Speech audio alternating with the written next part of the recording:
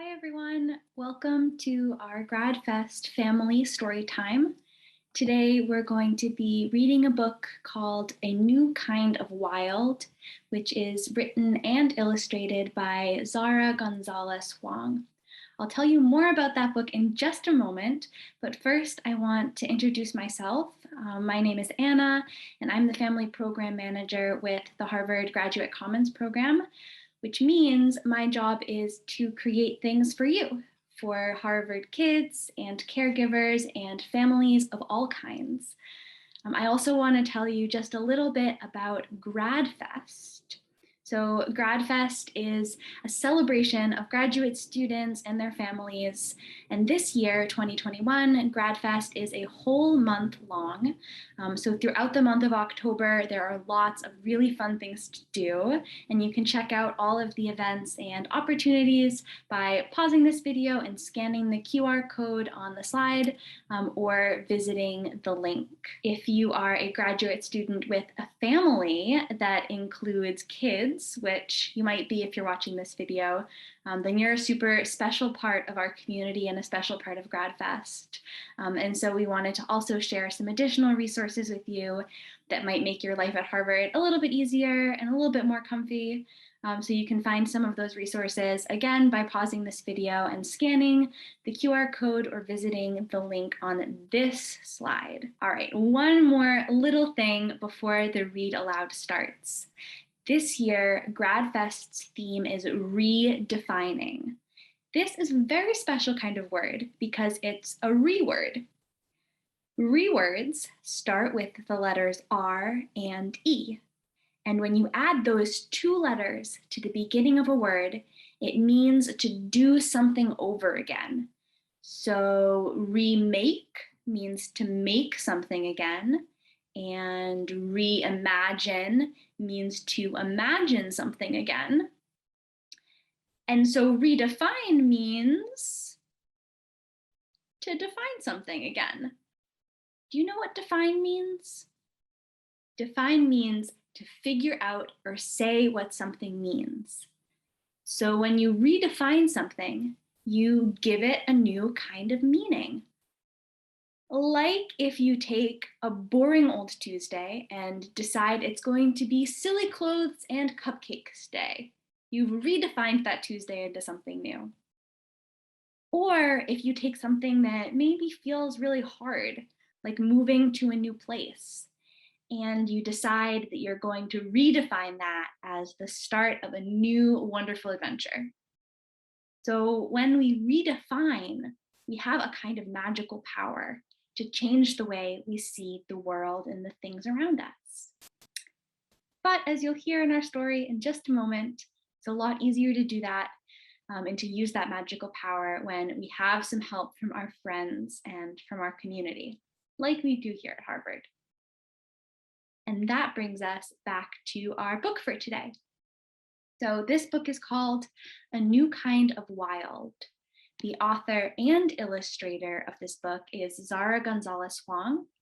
That means that one person, Zara Gonzalez Huang, wrote all the words in this book and also drew all the pictures.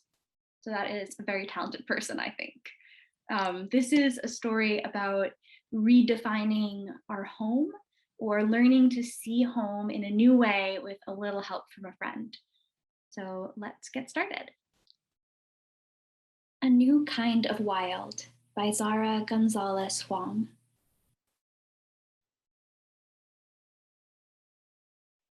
A New Kind of Wild. Ren lived in a little white house on the edge of El Yunque. His days were filled with green and dirt and rocks and mud, all the bits of nature and magic a life lived on the edge of wild offers. Every day, Ren adventured with dragons and chased unicorns. He feasted with fairies and campaigned with kings. And every night, Ren fell asleep to the flickering of fireflies and a chorus of cookies. Can you see the fireflies and the little frogs in this illustration? It was a place of endless possibility where anything he imagined became real, at least until bedtime. This was his home. Until the day it wasn't. Wren found himself in a brick and cement city. The friendly sounds of his forest were replaced by the mechanical creaks and beeps and buzzes of a place filled with people and progress. It was too loud and too fast. It made Wren's head fill up with everything and nothing. There was no room left for magic, no room left for wild. Without his wild, Wren was lonely. Ava, who lived upstairs, was never lonely. She loved her building and she loved her city. It was a place of constant change, with people moving through it like an endless parade. There was always something to see or do, and best of all, there was always someone to share it with. Look at all those people in the city, and a cat. So when Ava saw Wren, she ran down to meet him. "I'm Ava," she said.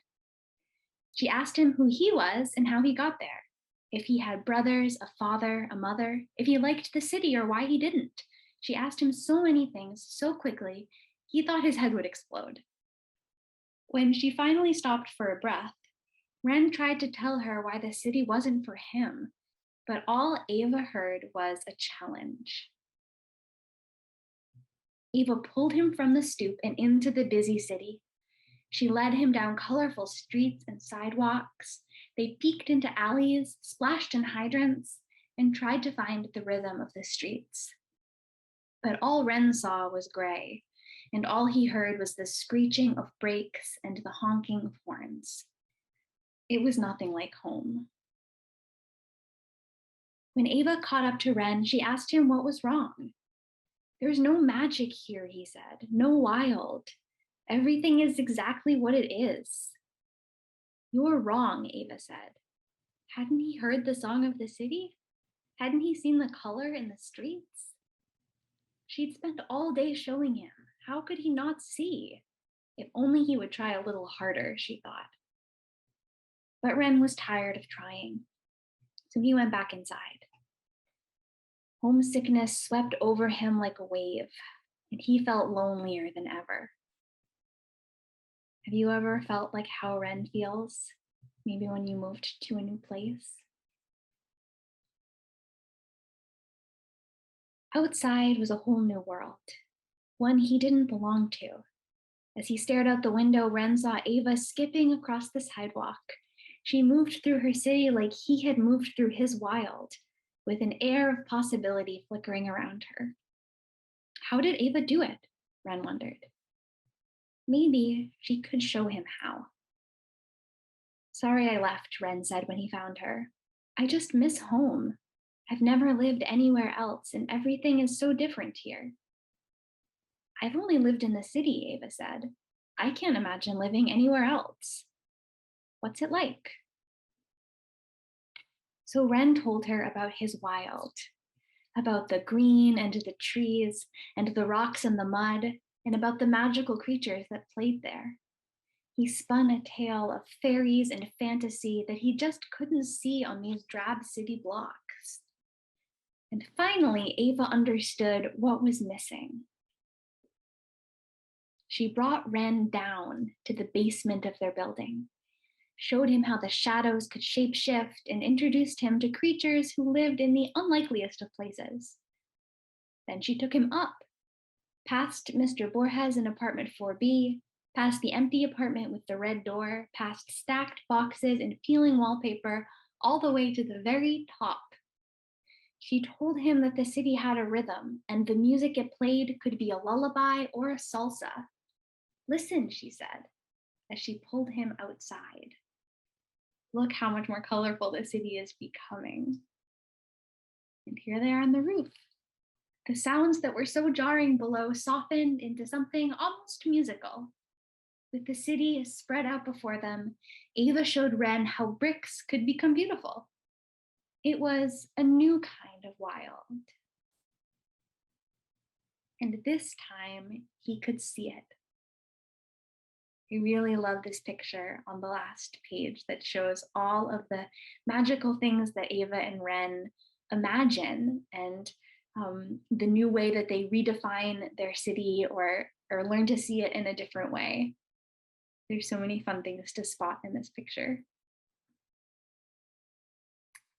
And that's the end of the story. I hope that you enjoyed it.